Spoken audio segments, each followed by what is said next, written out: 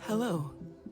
Welcome to the We in Wellness Conversations and Meditations with Dr. K.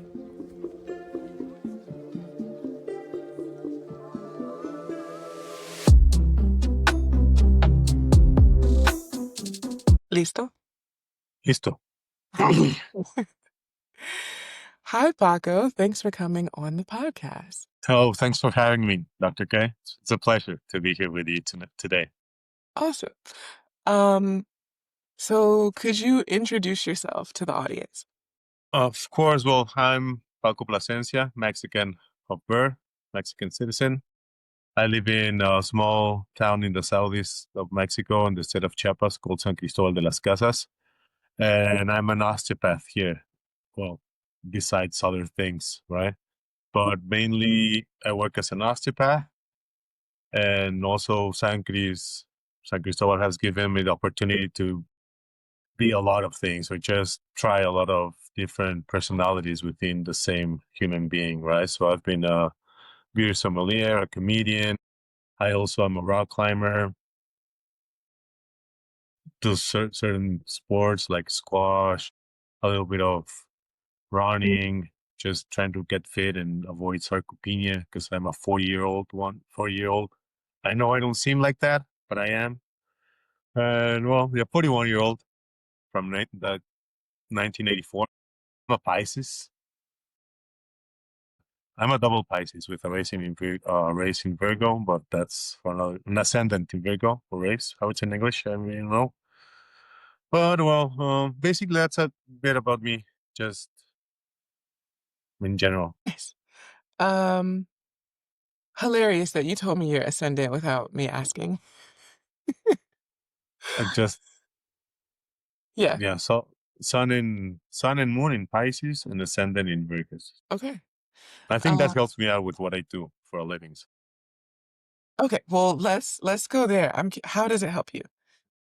Well, basically, an osteopath. It's a manual therapist, right? I only work with my hands. So being so much water within me, I think I'm pretty sensible, and I just can feel my hands feel without even noticing it. What's going on? No, I tell a lot of my patients when we're in the massage part or in some other manual techniques that I can feel their pain. I can feel it Mm. help just going through the arms. And sometimes if they don't let it out, it's gonna go out some way because I'm not keeping it. And you're certainly not keeping it. So we start talking, or they need a shout, or scream, or laugh, or cry, or whatever. But it's just a lot of sensitivity and just the being very empathic with the work that I do, being very empathic with the person that I have in front of me, because it's a little space of a lot of confidence because they're letting me touch their body, and there's a lot of communication within the touch. So Mhm. it's just it's like having a relationship, just getting to know someone from a very different place. Not only, yeah, you can feel their inner self. So yeah, it's pretty nice. It's pretty interesting. So I just try to connect with people, and you can say I have like multiple relationships, which is not very different from how I take my love life. But one.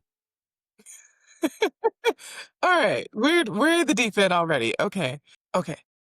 So multiple relationships. Clarify for me, because you mean with clients, like you're there's a sensitivity in which you're feeling all of their emotions. Can you give me an example? The most classical example, I'm just, I don't know, working a back, and you can feel well, sometimes the sorrow, or sometimes all the, all the, all the rage, let's say, when they're mad, or yeah, the sorrow, you just feel it in the hands, there's a connection, an energy that's flowing, and through that energy, you can perceive or get the feeling of the emotions that that person is having. And it goes even in the interview. You can notice it. You can see the person, how their face, no, recognize the facial expressions, how they talk, just start to connect with people like immediately. And you need to like, well, that's at least how I see it, no? Because if you don't connect, then what are you doing? And a lot of times people start to sweat while we're working, right? Mm. So, and I tell them like, if you're not sweating and I'm not sweating, we're just not doing anything. We're just messing around, no? Like there needs to be a reaction in both of us always for it to just unblock whatever needs to be unblocked or get the blood flowing to the different areas, get movement going, basically. Wow. Okay. Um, is this something you're able to do in person, or is it something that you can pick up with people from a distance? Um, I would say it's just like in person, no, just like the one-on-one, seeing people, watching them, because I don't know, I don't have the ability, and I play around with it, right, to perceive people around me or people even further from me to Mhm, perceive their energy. mhm, But that's something that I've been doing since I'm a little kid, playing, fooling around with it, and not really working or getting the work ethic to really be good at it. But just see, still not there. okay. Got you. Okay, so how and why did you choose to become an osteopath? How and why? That's a great question. Why? Mhm, Because the way the osteopathic guide for a patient or for treating someone, it's complete. It's complete. It's completely holistic. You're just not treating only the physical part, but also you can treat the mental part, the energetic part, the emotional part of it. You treat the human being as a human being, not just as an illness or as an injury, right? It's just like a complete set of abilities to treat the human being. Parting from that mhm, and parting that all my life, my parents wanted me to be a doctor, right? As soon as I hit like 17, 18, I realized that like medicine, allopathic medicine, or the medicine, the medical system was just like getting pills into humans, and that's like trying to tapar el sol con un dedo, right? Just trying to get the one finger, cover the sun with one finger. You're not doing nothing about it. So, and knowing that, I applied for medical school in the UNAM, got rejected 2 times, thankfully, because from that second time, that's when I discovered osteopathy, right? Through the friend of my mom's. mhm, And as soon as I discovered it, it was like, that's what I need to do. That's how I see the body. At that time, there was no school in Mexico for osteopathy. So the ones that I learned from, you needed a prerequisite is being either an MD or a PT, right? mhm. And it could, well, medical, doctor, medicine, or a physical therapist. Clearly, I'm not gonna be a doctor. I wasn't gonna be a doctor, so I decided to enroll in physical therapy school, and I started my physical therapy training until I met a teacher that recruited me for osteopathic school. And she took me one day. She asked me, What are you doing here, right?" Mhm. And I told her like, "Yeah, I'm studying. I'm studying. I don't know like what are you doing here?" And I told her, "Well, I'm here because I want to be an osteopath." And she just told me like, "Perfect. Go 6 more months of what you need to learn, and then I'll enroll you in a school and get you work as an osteopath." That's what happened. Basically, I started studying and working as an osteopath almost at the same time, just with what I knew about physical therapies. Cool. So And from someone there, just It's been a trip. Yeah. So someone saw who you really are? Is that the way you think about that? Like, why do you think she chose you? Because somebody saw something that I hadn't discovered yet, that was there. Like this, the sensitivity I have in the hands is not normal. That's what people say. No, not that's not something that I say.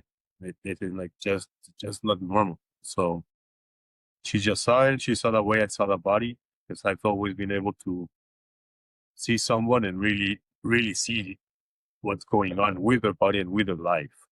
Because the body is just a map of your emotions, of your life, right?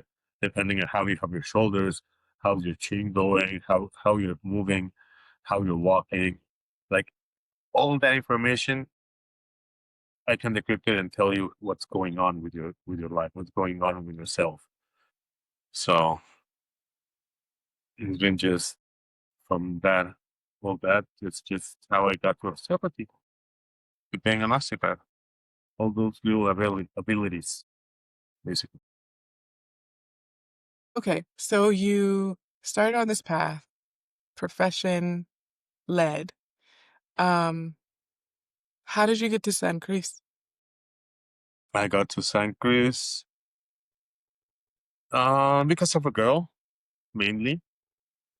Yeah, always. Migrating for love is the easiest migration you can ever do. People are gonna even help you out with it. True. But at that moment, I met this girl, and she was living. I met her in Mexico City, and she was leaving to do her come do her masters 2 weeks from where from when we met. And I just told her I was gonna go visit her, come visit her, and I came, and I kept coming. That was like 2 years. After that, we decided that we still wanted to be together, but she wasn't gonna move from San Cris. So I moved it. I moved to San Cristobal, left Mexico City and all the life there, family, everything. Came and created a much more enjoyable life for Oh, myself. okay. So is that why you stayed? See, all the see, I don't know. In Mexico City, I was always searching for quality of life, right? Hmm. I think we all humans, that's what we're searching for: quality of life, quality of life. But you really never know it until you find it, until you have it.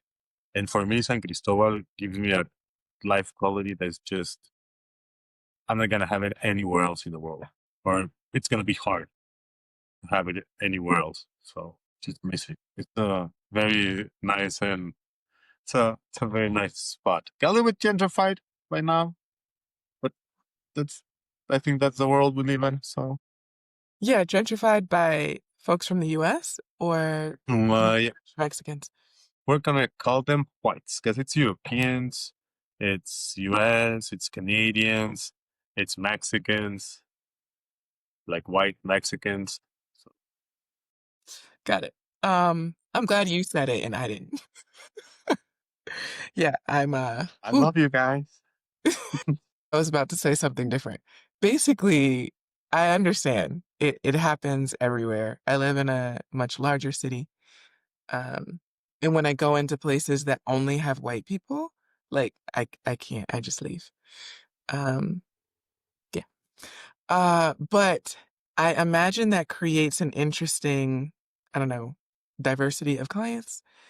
Oh, It's see, well, it's a pretty interesting because it's also very San Cristobal it's a very political city, right? Where everything's politicized here. Because in 1994, the Zapatista army took over the city, so there's a lot of politics. There's a very big.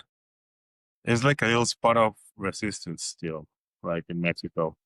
So you have a lot of people from all over the world, and that makes it pretty interesting by itself. So, yeah, and people came from all over the world. I don't know, Italians that have been here for 30 years, or people from Chile, Colombia, all over the place. So, and they've made families here. So It's a nice mix of cultures, to be honest. Pretty interesting. Yeah, I haven't been yet, but it's on my You list. should. It's amazing. Come with a two-way ticket, in and out. Because if you don't come and the town wants you here, you're gonna stay. Oh. Just Oh, it's a pretty special place. Like people that come for 6 months might be stay for 8 years. It has a way to just grab you, grasp you, and just keep you here if you need to be here and learn from its people and from this place. obviously you were meant to stay there. What has it been teaching you? What have you learned? Uh, a lot of things. Basically, the first of all, just desapego, uh, detachment. Thank you. Like, Oh, oof, from starting from material to just more deep on detachment, just being detached about of everything and almost everyone. No? Like in human relationships, it's hard to have like long lasting relationships in San Cristobal because it's a very the population changes a lot. It shifts constantly. So there's few people that I've known here for 10 years. So of the 10 years that I've been here, there's like three, like 6 people I've known all that time, and I'm close only maybe to three of them or two. So not three. Yeah.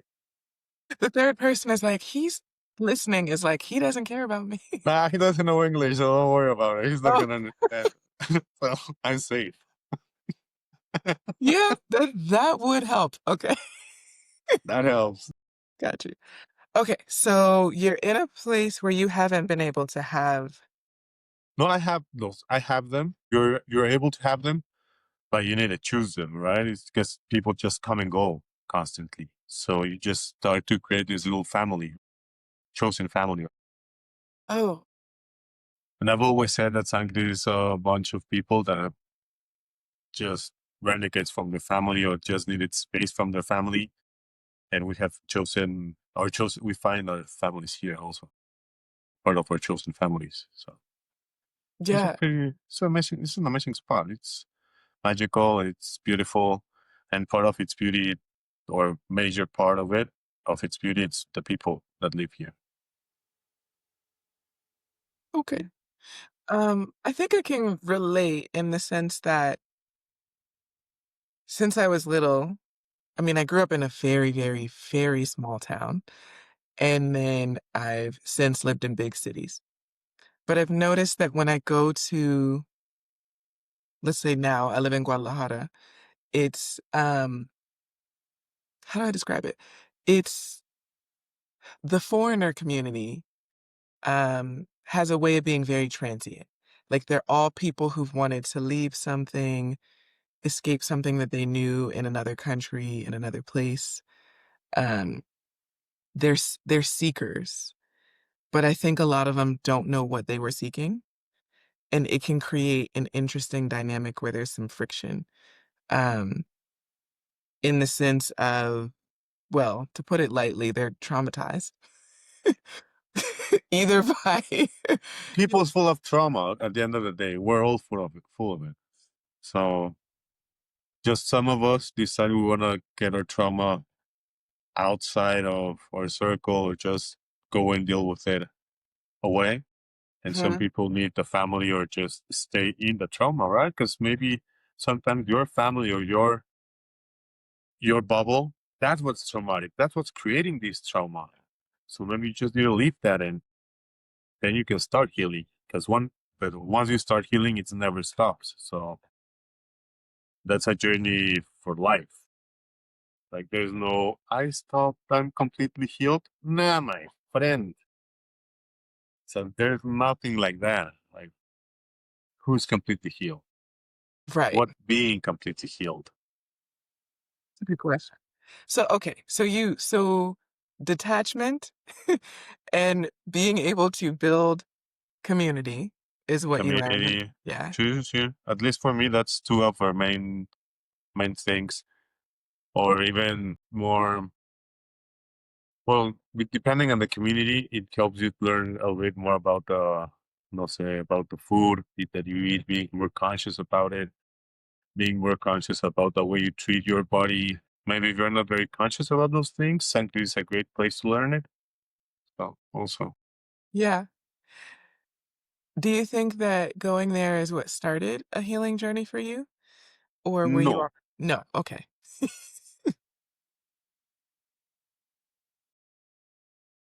healing journey I started it before I left my mom's house. So, and I left my mom's house like at 30 years old, pretty old. Mm, But I felt that I needed to be there, that I needed to be there and take care of my brothers and of my mom because I didn't see that they had any tools, money wise, emotionally wise. There were no tools, and in some way, I felt that I needed to be that tool, that I needed to help them out with it. So I stayed a long time, like maybe 29, something like that. It was just a lot, a lot, a lot, a lot. No, see, 29 before I turned 30. Well, so it was too much. And yeah. that's where it started, just like this journey with myself, healing, with learning. Even once I left the family, learning part of the family story, right? So, Hmm. So that so there was healing in knowing more of your family story. see, always, because that way, if you want to, you what parents that are in your family, if you want to break them, if you want to continue with them, just knowing your history is the only way to change it. No, that's a human, no basic consciousness. No, if you know your history, you can change it. But we keep on repeating it once, y otra vez. Just keep on going.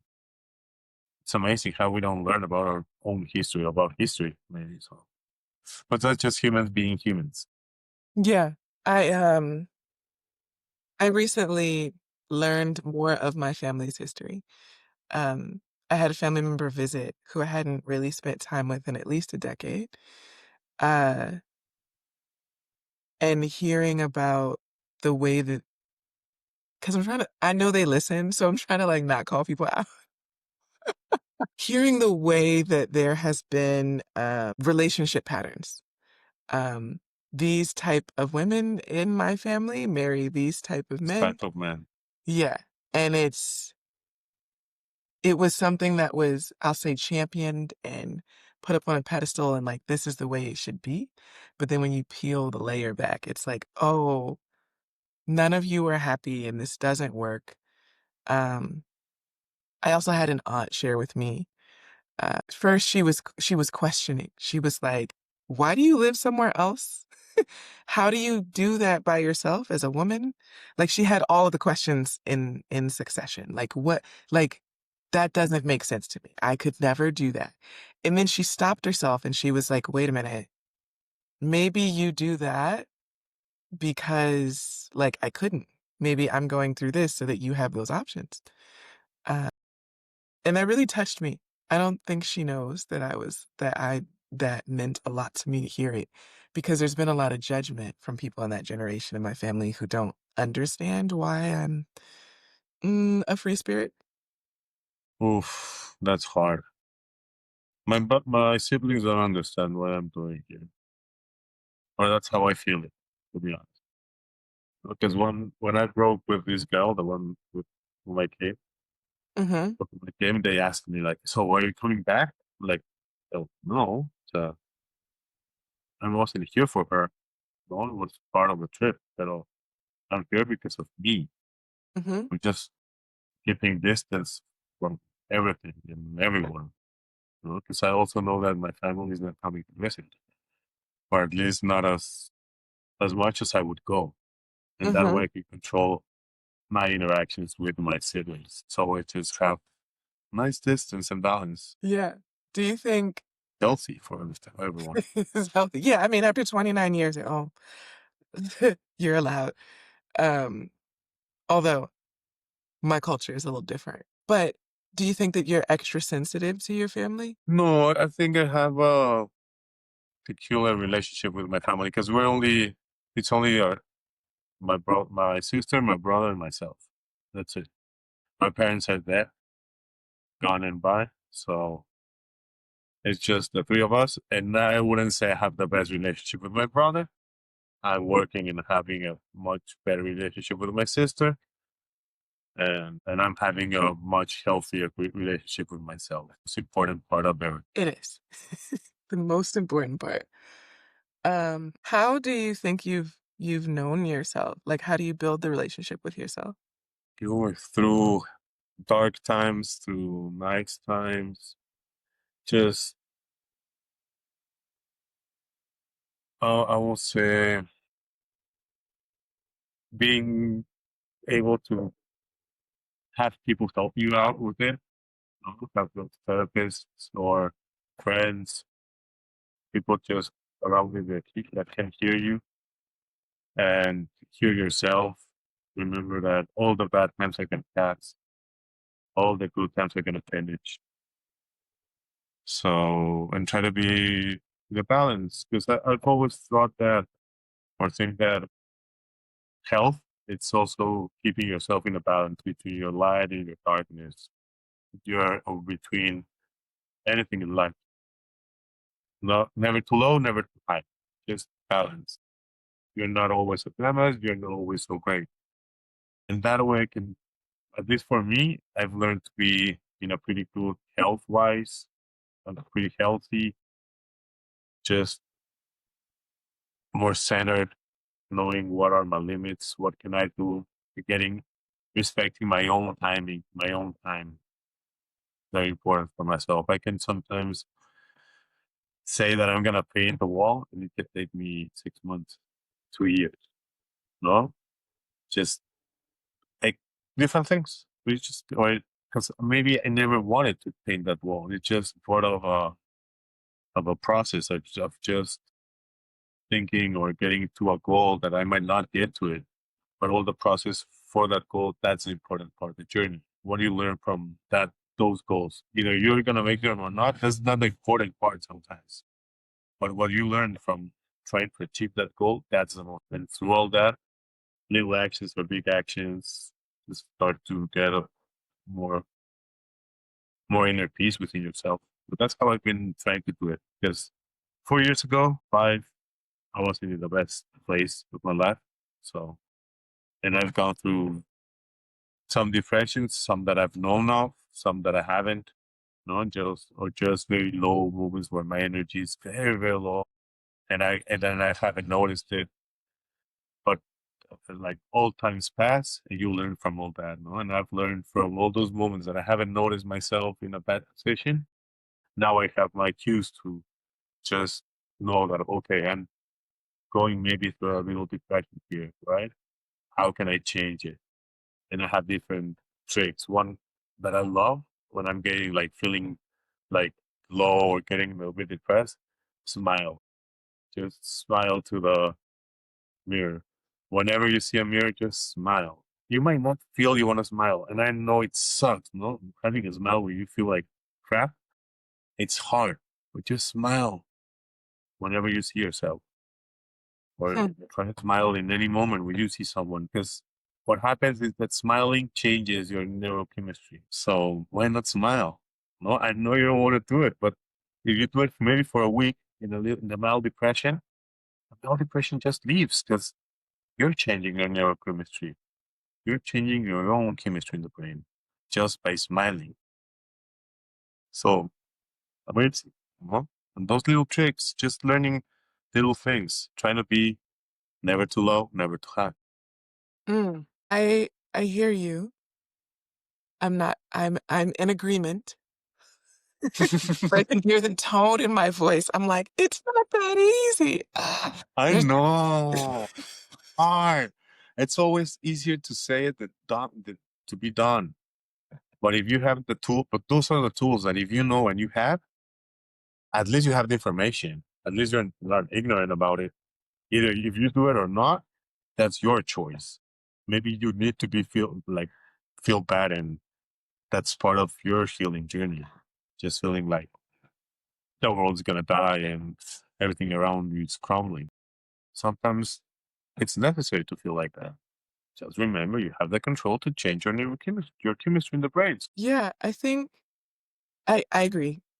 Um, I think there's something about the acceptance in what you're saying, meaning it's like okay, I was listening to a book earlier today about plant medicine, like mushrooms and LSD. I knew it. I knew it. I knew it. We're gonna go there in a second.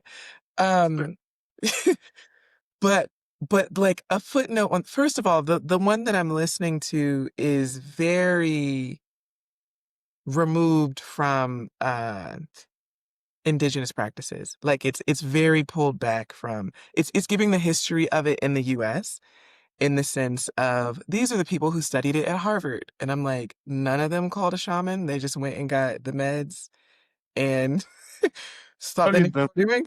This is crazy. So anyway, there's that piece of it. So there's a point where they say, uh, if you feel like you're having a bad trip, or you don't like what's going on, then if you smile or say, and the example was the practitioner, who's not a shaman, gives the gives the gives the person roses, and they look like they're wilted and decaying and like they're like dying.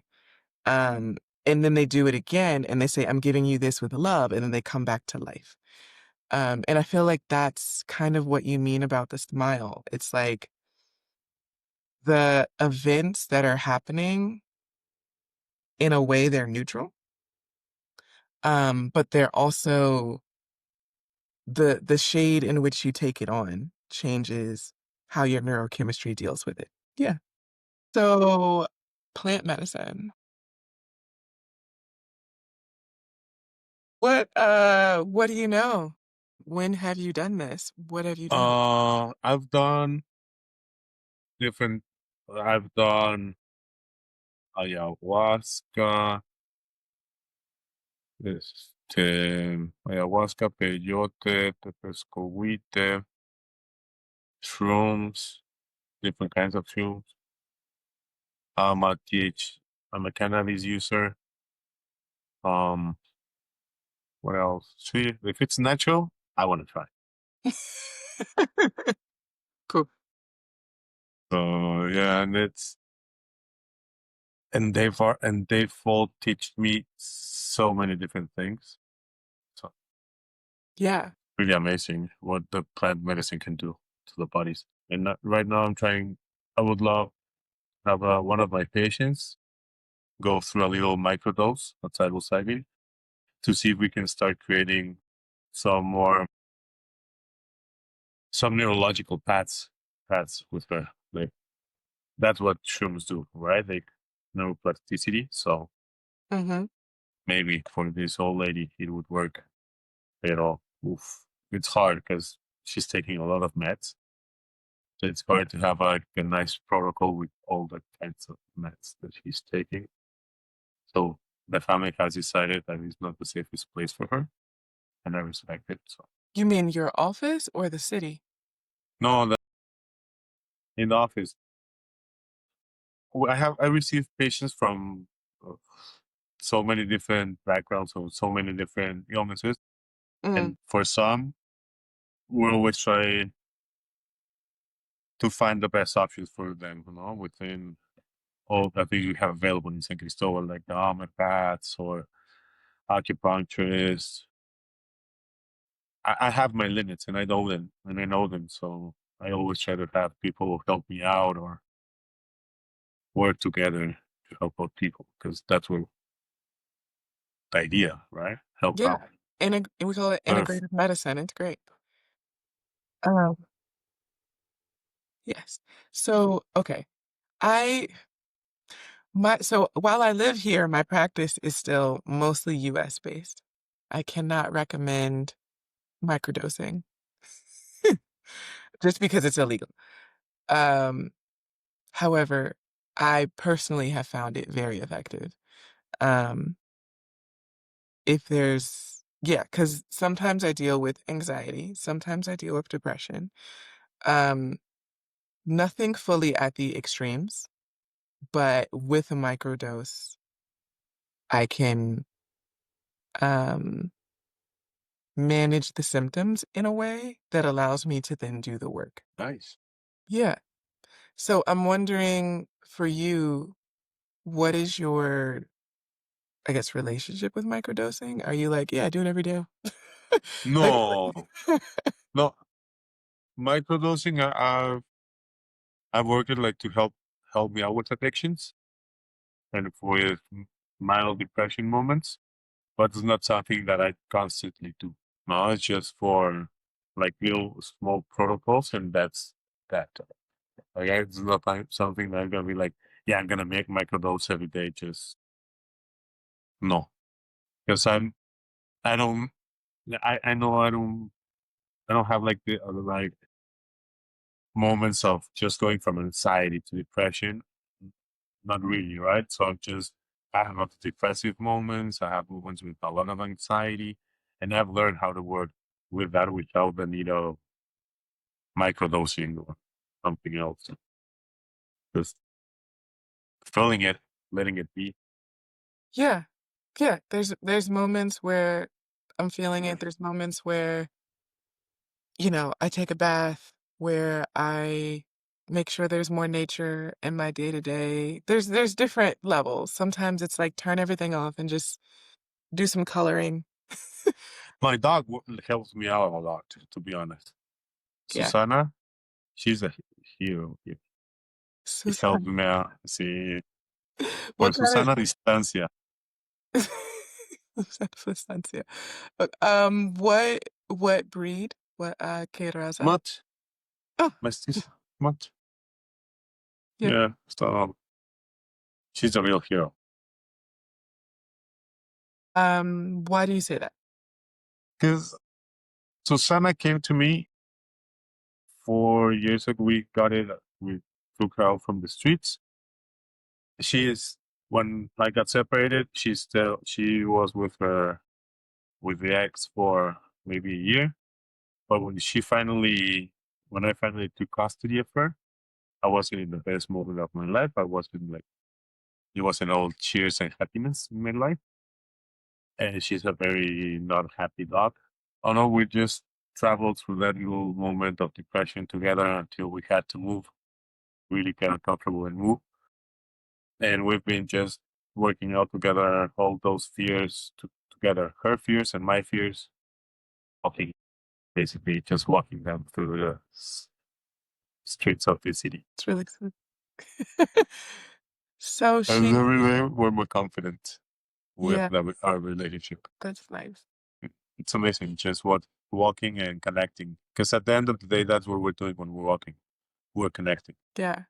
And it's very sweet that your ability for sensitivity extends to her and vice I versa. see. Well, I think she's a very sensitive dog because she doesn't bark to anyone. Yeah. I'm gonna go with the higher minded interpretation that she is A sensitive to you. sensitive dog. Yeah. Yeah. I don't know because it's weird because it's very specific. I can notice when she's gonna do it, right? Because I know. Mhm. But sometimes I can see the people like at the distance, and I just know it because I can perceive it. Maybe I'm not very good, but I can feel people, right? Mhm. And I just feel like, damn, society is gonna bark. It's just gonna be a little awkward moment Mhm. because something there's not vibing, or when people are just start to feel like you can see their fear on dogs because people are afraid of dogs. Yeah. And in that moment that you can just feel the change of energy, the fear, Susana feels it and she just starts to bark to the people. But dogs are sensitive, and we know that dogs are sensitive. There's studies about their sensitivity. And we know that when we start to change in that way, like we start to feel fear, there's hormones liberated. There's a smell that we as humans cannot perceive it, but I know that dogs can. So those little cues also just make me feel that she's a bit sensitive, no? Or she has a bit more of sensitivity, or she's just a dog. I don't know. She's my first dog, so Oh, yeah, so you don't yeah. Um, I'm from the country, so I've always had dogs and cats. Um, and I had a dog that helped me through med school, and then I gave her to a friend, although it was temporary, and then I was like, "You're gonna keep her forever, are you?" And we had to have that conversation. So that's where she is now, but she was my sensitive dog who helped me through a lot. And now I yeah, have a very bold cat. nice. I used to have one cat, a very fluffy cat. She left. Yeah, Rumi can't get out, so he's stuck with me. Um, but he is he's having an interesting day. Um, he's sensitive today, which I'm not used to from him, so something's different. But I'll figure it out. I mean, I know that anyway, I had window washers this morning and then he knew they were here before I did, and he's been hiding from all the windows, which is a little tricky in my place. But if he's also shy tomorrow, I'll know something's really up. Weird. Cats are like that also.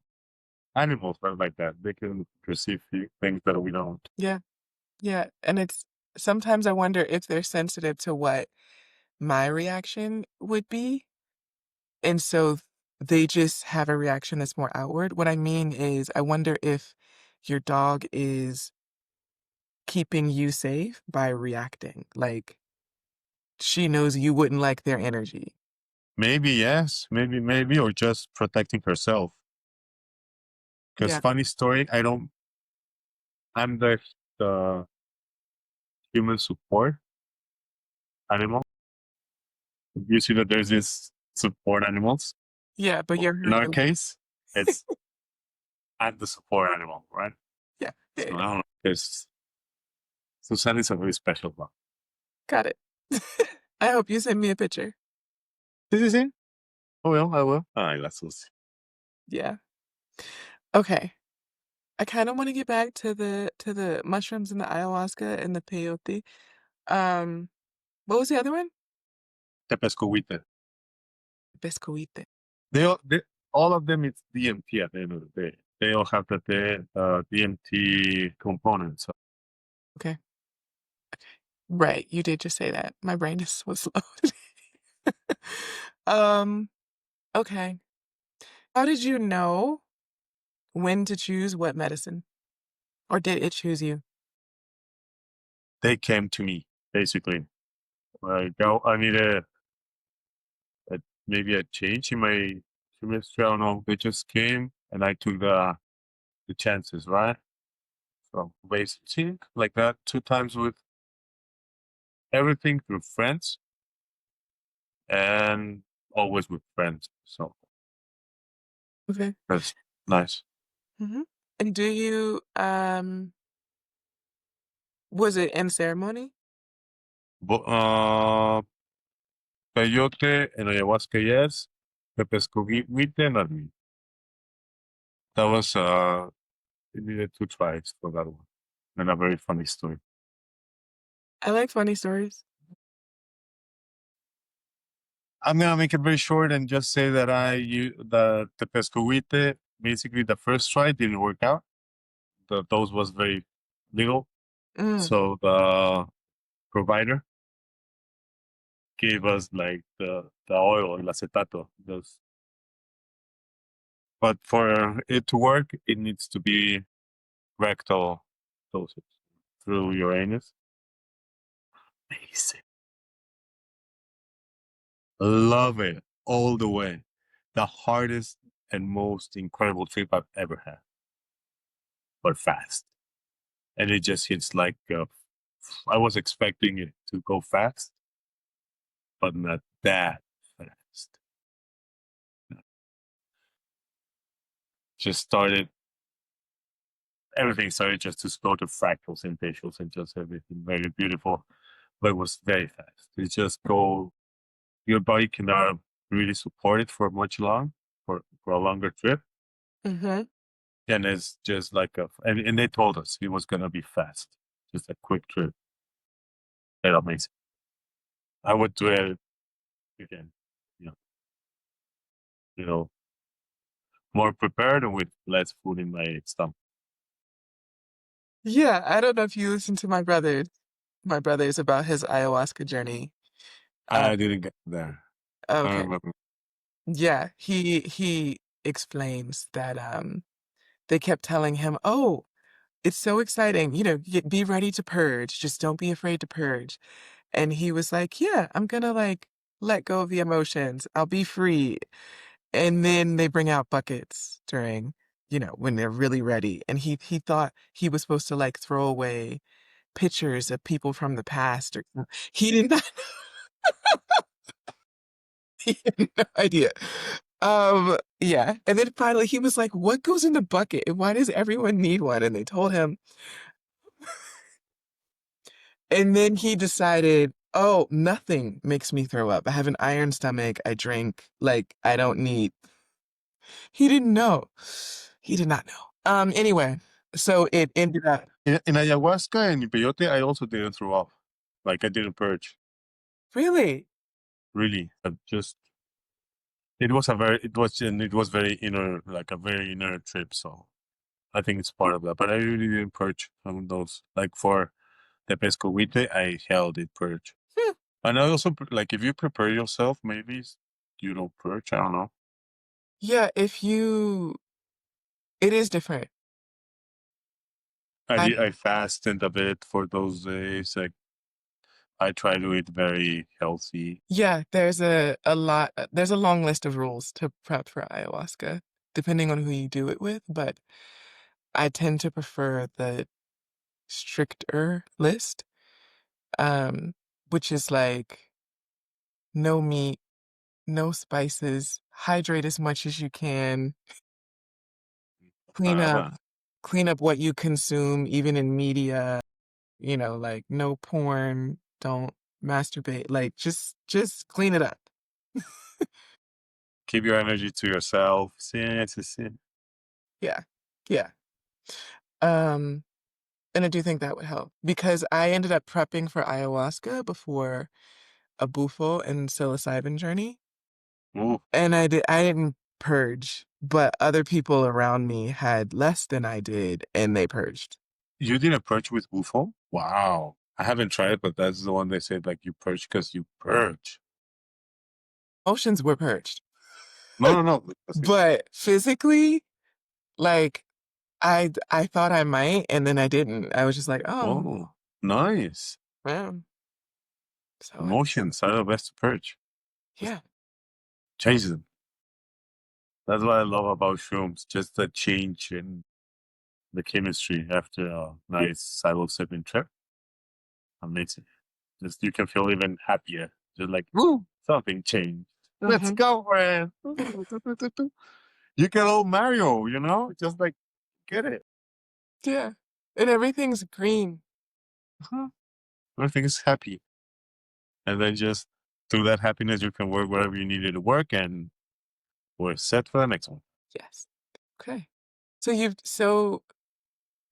you've done it when friends have invited you into it. Have you considered it lately? Like, I think I'm gonna go. I heard it's popular where you live.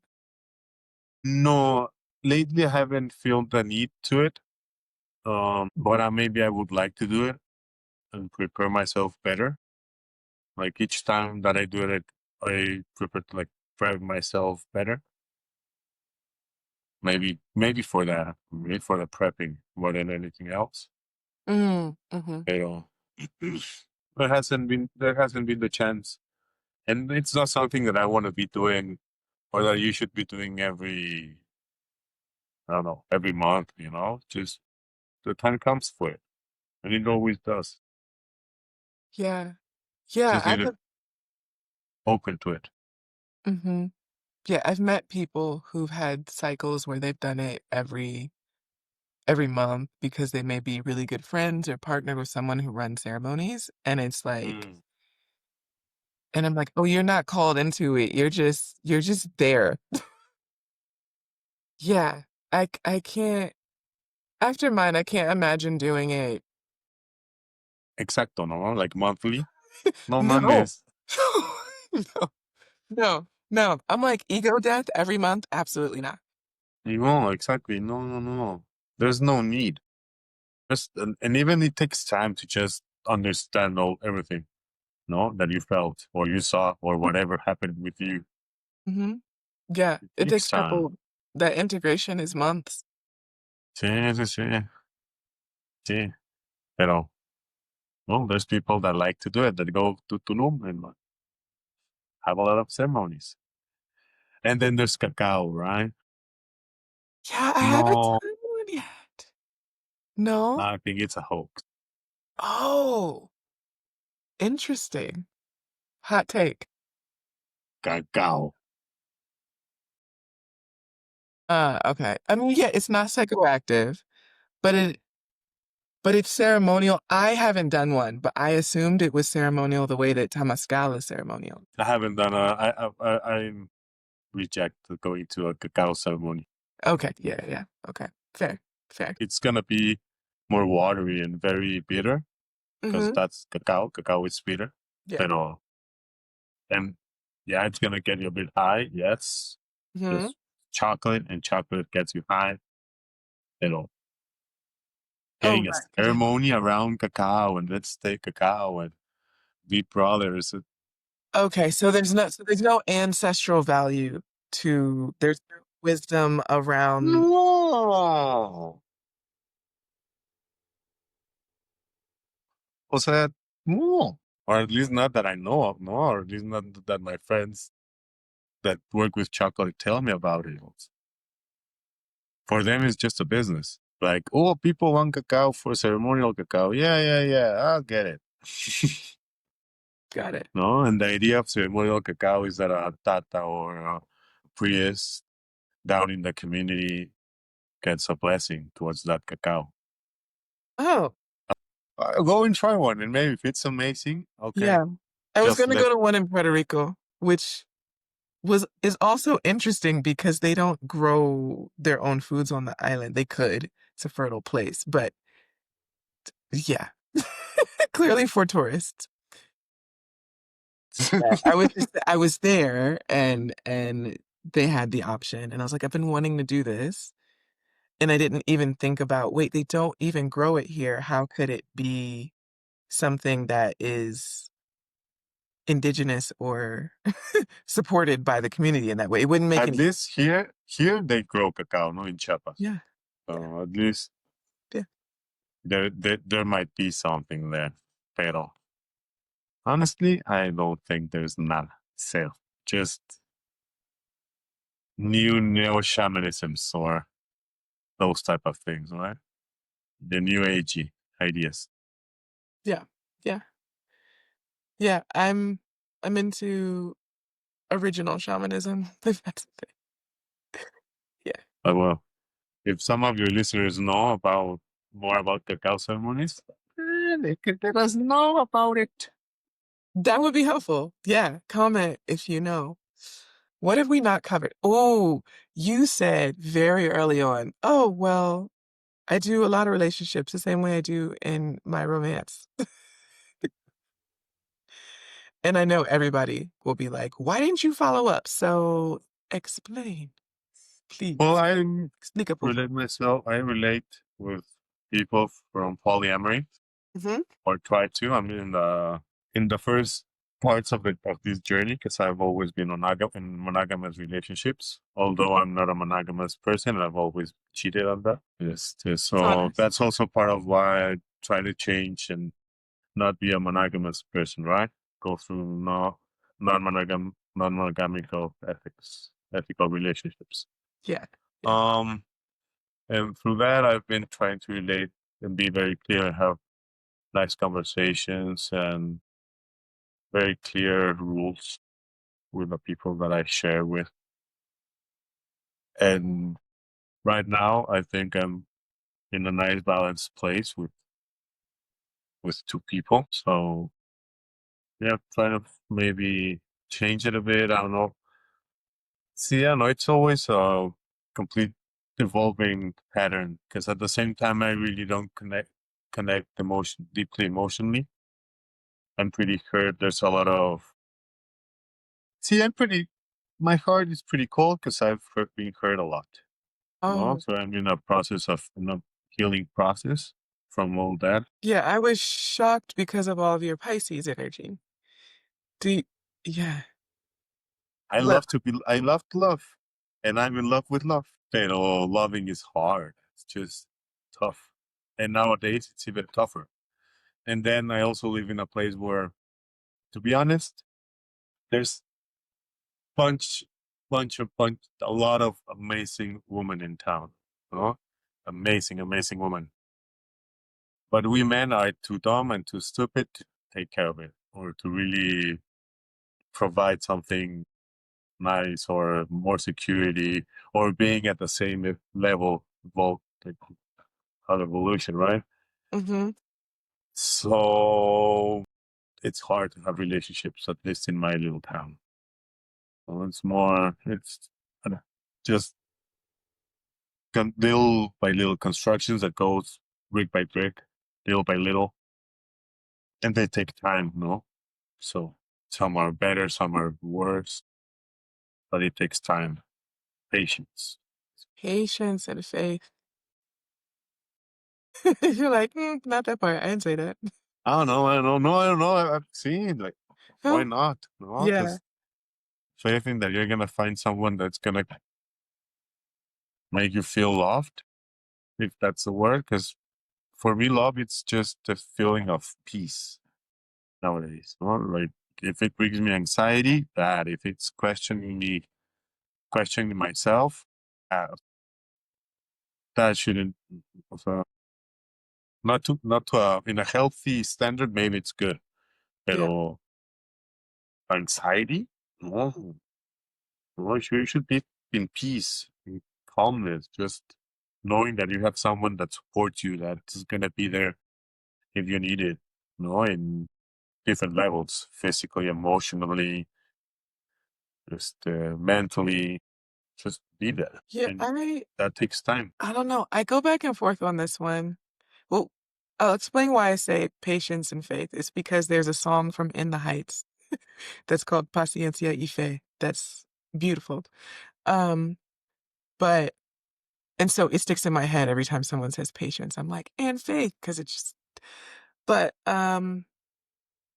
you're right in that they go together because you have to believe love's possible and then wait for it to bloom.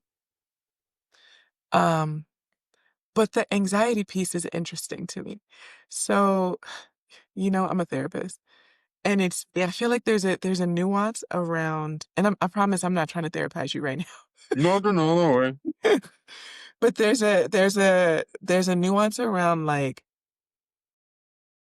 people who will leave something quickly when they're uncomfortable versus when they know that at the root of the relationship, like the dynamic causes anxiety.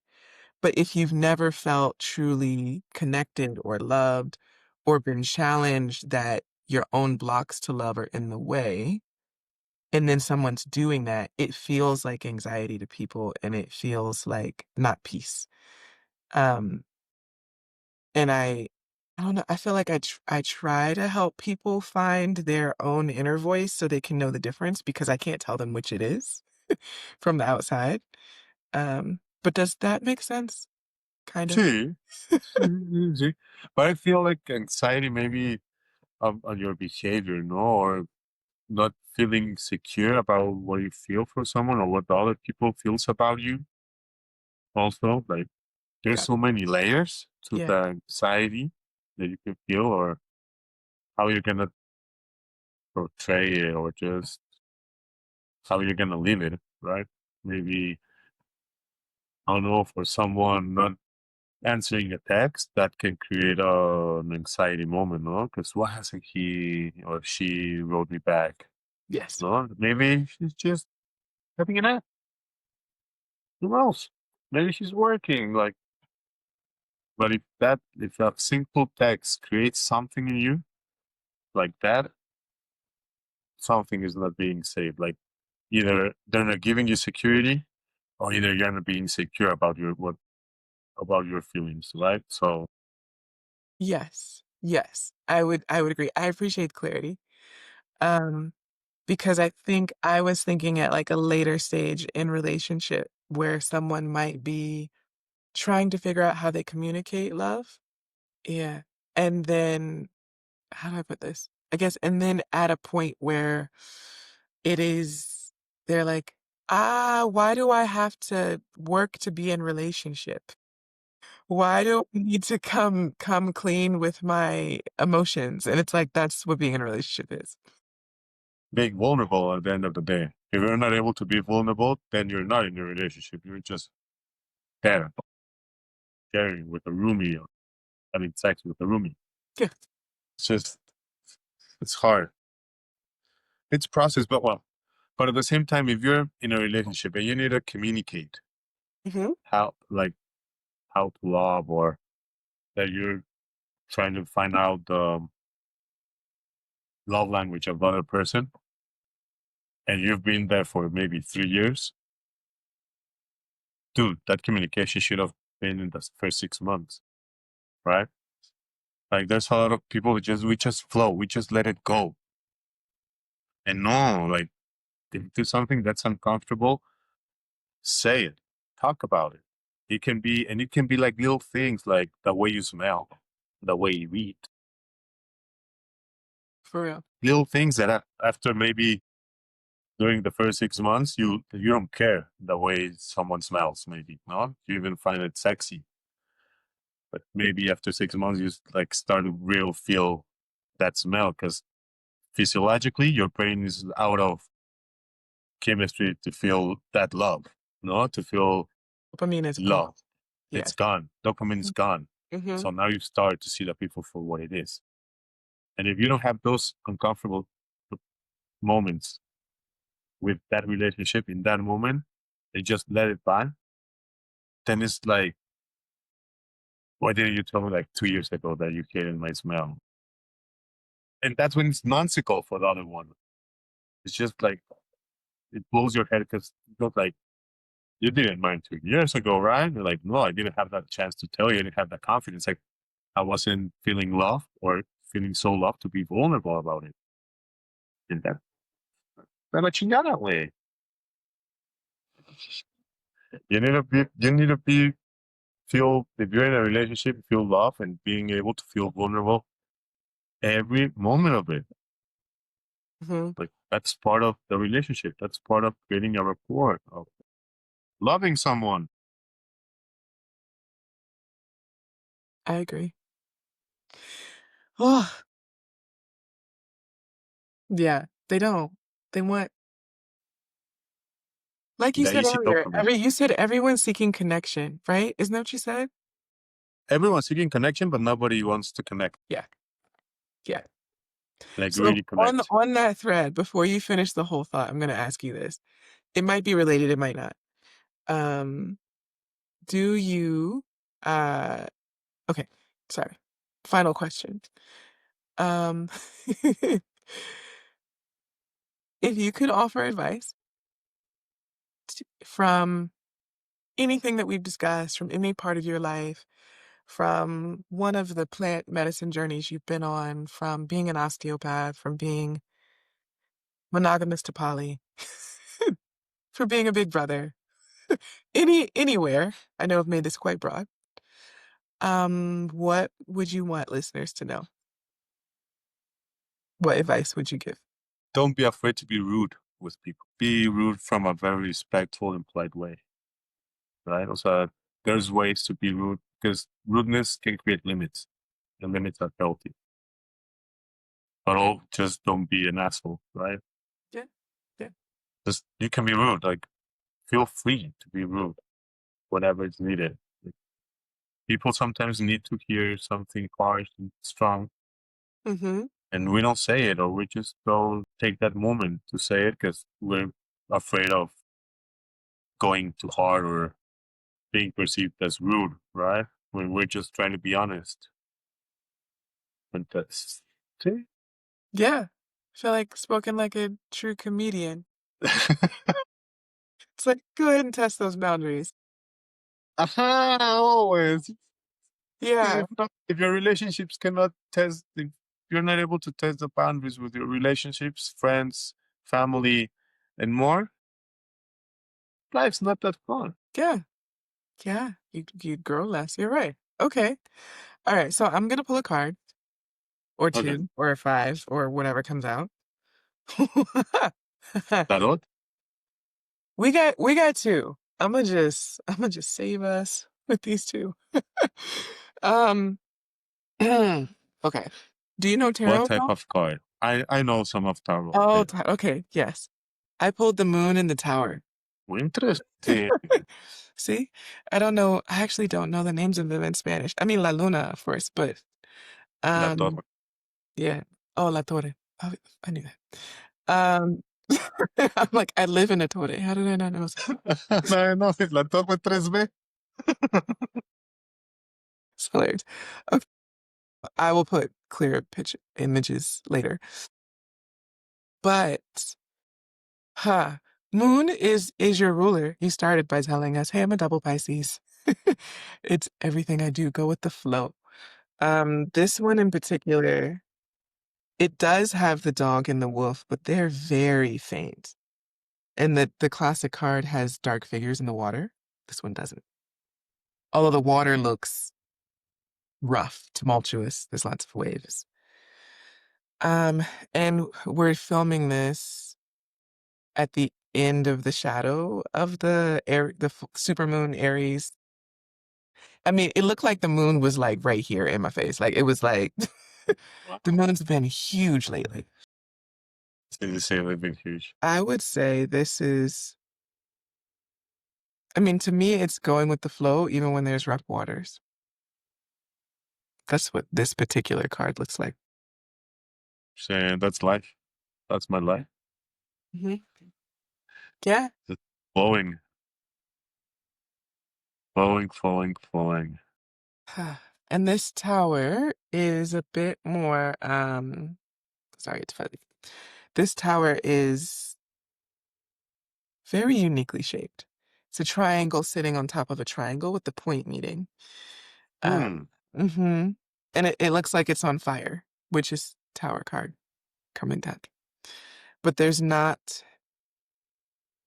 I don't see any people jumping ship, so that's good. Um, but the tower card traditionally is huge change, rapid change. It can also be a surprise. It can also be unexpected. And so is the moon card. That's what they share. They're both the unexpected, the unknown and the unexpected. Okay, moon, tower. This relates to what he said. Be ready for change.